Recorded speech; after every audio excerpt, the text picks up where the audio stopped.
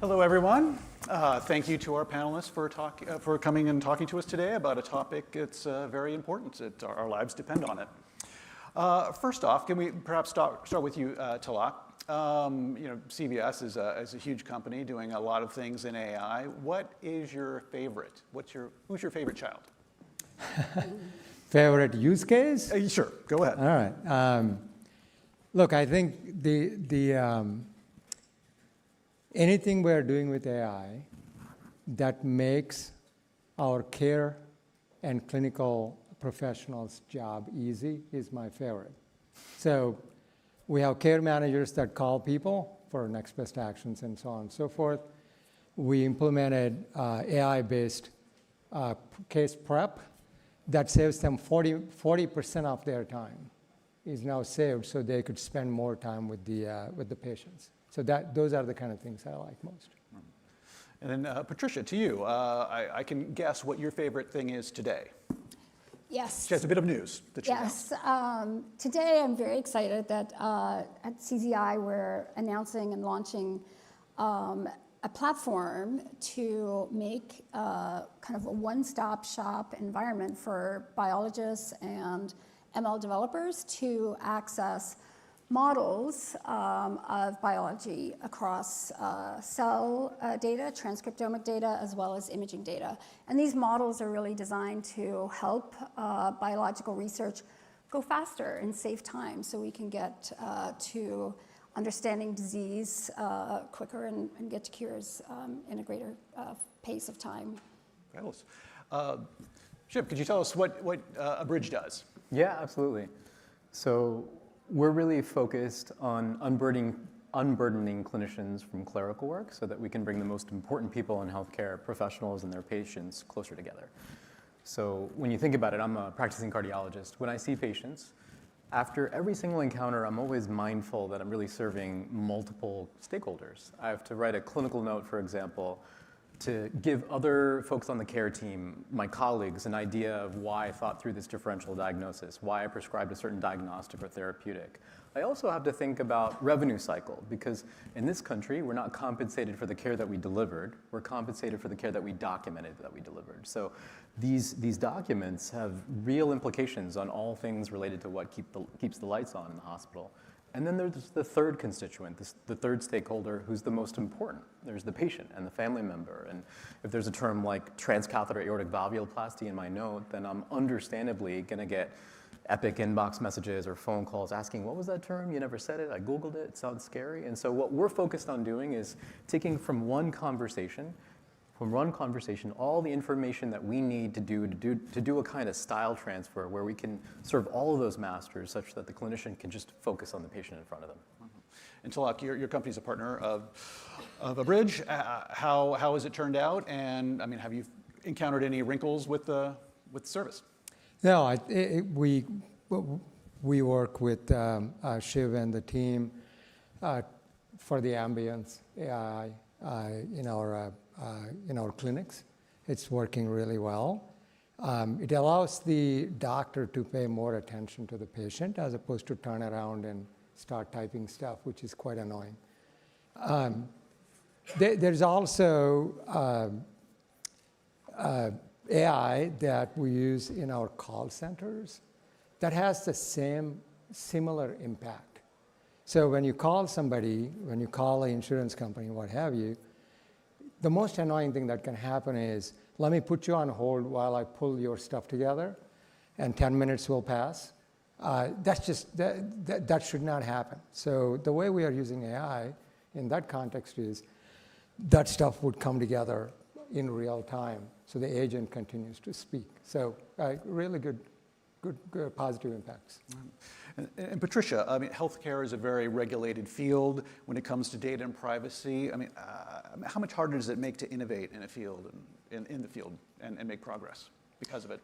So I think, with the research that we do and the products that we're focused on, it's really at the sort of very early stage in the basic research. So one of the things that we've really been able to do over the last several years is build up one of the largest integrated data sets of single cell data. It now represents over 100 million cells. And those data, we've been able to make sure that you can see where those data have come from, with the studies, they link back to the original papers and whatnot. So it's really about making sure there's transparency to the data that underlies the models. And I hear that we have a new administration coming in, and they have some ideas about AI and healthcare. What are you expecting, Tilak? Look, my view is pretty straightforward. I think there is an arc of how AI is going to transform healthcare. It's an inevitable arc. Administrations may change the timing a bit, may go here and there, some side branches, but the overall arc, in my opinion, is going to be in the direction of AI is going to augment clinical healthcare, never automate. AI is going to take a lot of administrative work off of the plate. AI is going to make human errors less and minimized. I think all those, and AI is going to help clinicians to get the information that's going to be fine, administrations or not. And Shiv, do you think that the Trump administration will be any better or worse than the previous one for startups? Well, I think the administration is absolutely going to promote responsible innovation. You think about it with healthcare in this country right now, 2 out of 5 doctors don't want to be doctors in the next 2 to 3 years. 27% of nurses don't want to be nurses in the next 12 months. So we have a public health emergency. We have to find a way to catch up to this emergency, and technology has to be a part of the solution. And I think there's a recognition of that at every single level. Where I think it gets more complex is that not every use case can we sprint right into. And I think that there are the lower stakes use cases, like clerical work, for example, where we're simply trying to take off people's plates the work that nobody wanted to do in the first place. And then I think there are higher stakes workflows or use cases around, for example, clinical decision support, where we necessarily need to have some friction, some good friction in those workflows in order to make sure that we can deploy those technologies responsibly. So I think at this moment in time, and what we've seen over the last 2 years, is that those solutions, those products, those technologies that are on the safer end of that spectrum, they've scaled, and I think that they'll continue to scale probably even more quickly over these coming years. And at the same time, I think we also, as an industry, have to start thinking about what those next innings look like, even around clinical decision support, and how we can responsibly set the scaffolding for us to go after them. And Tilak, insurance claim denials have reached the headlines following the murder of the United Healthcare CEO.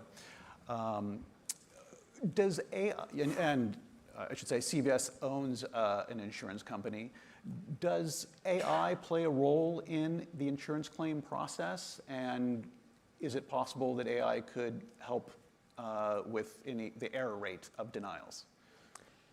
First of all, it was a horrific thing that happened, and sincere condolences to the family and United Healthcare. Look, what do people want from an insurance company? They want transparency. Why did that decision happen? And an explanation that is in real time, not later. Transparency to benefits. What is the coverage? And transparency to cost. What is my out-of-pocket cost? And an easier way to present a case, right? These are fundamentals that people want in an experience, healthcare experience. And insurance companies work very hard to provide that. AI is going to help immensely in all those things. Speed up, why can't we have real-time pre-authorization at the time of care? The doctor is sitting there with the patient. They should be able to do a pre-authorization at that time of care, as an example, right? Exposing the insurance contracts especially in the commercial space, tend to be pretty complicated.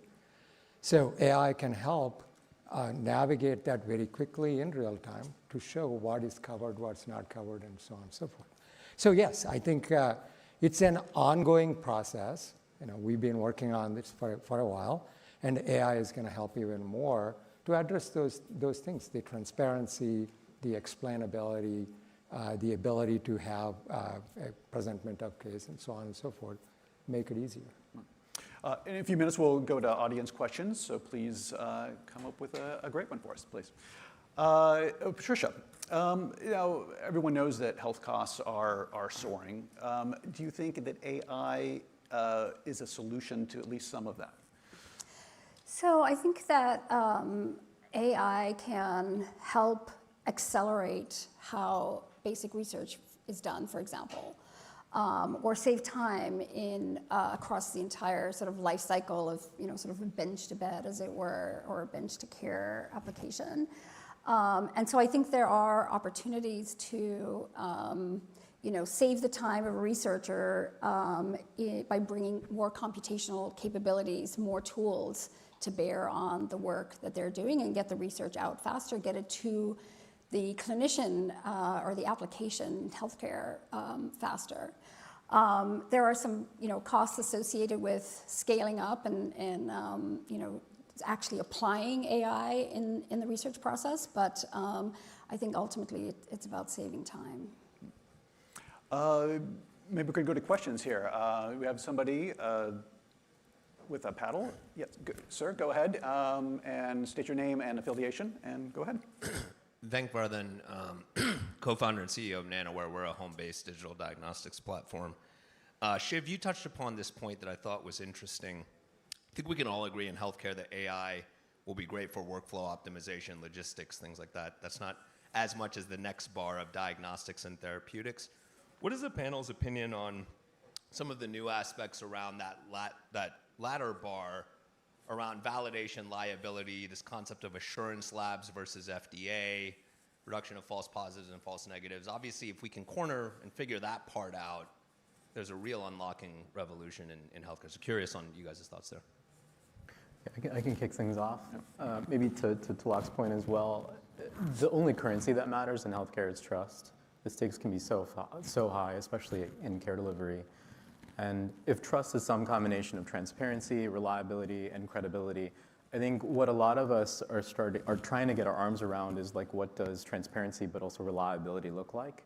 If you're using a solution in the wild, how accurate is it? How reliable is it? And how do you measure that? So in our space, we have technologies that understand language and try to recognize the words that people are saying, regardless of what language they're speaking in even. We have technologies that try to sort of abridge the conversation, sort of distill the essence and structure that data as well. We have technologies that try to summarize as well for all the different audiences. And so for some of these challenges, it's pretty straightforward for us as on our machine learning team, on our science team, to sort of understand, okay, that's an F1 score. We're going to be measuring precision and recall, or okay, for this, we're going to be measuring medical term recall and word error rate, for example, for speech recognition. But for some of these technologies, it's a little bit more challenging. For example, on summarization, how do we measure ourselves? How do we benchmark ourselves? And so one pursuit that we've invested a lot of time and cycles into is just being able to publish benchmarks around where we are today, being able to also give people a sense of how we assess quality ourselves within the company, and also trying to expose these playbooks out to the broader industry so that we can all learn from each other. When I think about these assurance labs, I think to some extent I see them sort of pulling inspiration from what a lot of different parties are publishing. And will we come up with one standardized sort of checklist on how to think through any given technology in any given use case? I think it's going to be a challenging task, and I think one of the reasons why is that the ground is moving underneath us so quickly. Like, these technologies are evolving so quickly that it's hard to sort of take a snapshot of any given solution, much less problem, and sort of call it done. We take a lot of pride that Abridge on Mondays is it should be great, but it should be even better on Tuesday, Wednesday, Thursday, Friday. We also take a lot of pride in sort of moving up the stack and expanding the scope of what we're building into other use cases. And so how do we, create these standardized benchmarks for all these different technologies and all these different workflows? It's tough, but I think we need some kind of like high-level rubric probably across the industry to just sort of guide us. My sense is that it's going to come down to proxies for trust. Anyone else with a question? Go ahead. Do we have a paddle up here?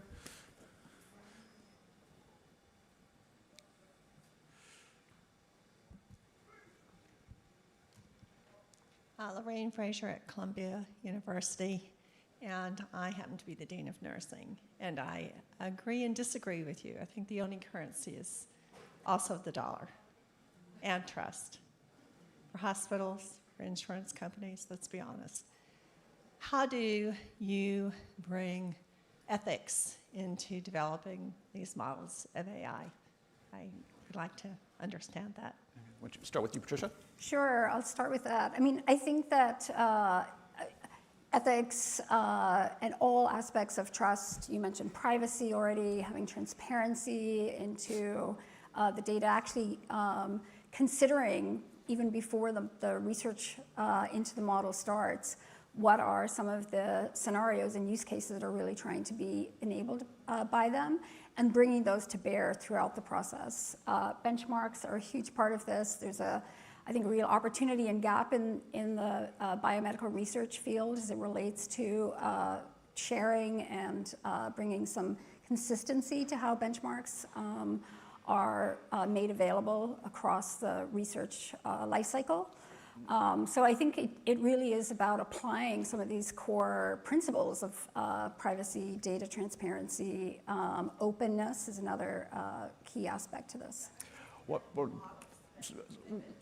So if you could probably take that offline. We're out of time here. I want to thank our panelists for a fabulous conversation. Awesome. Thank you. Thank you. Right this way.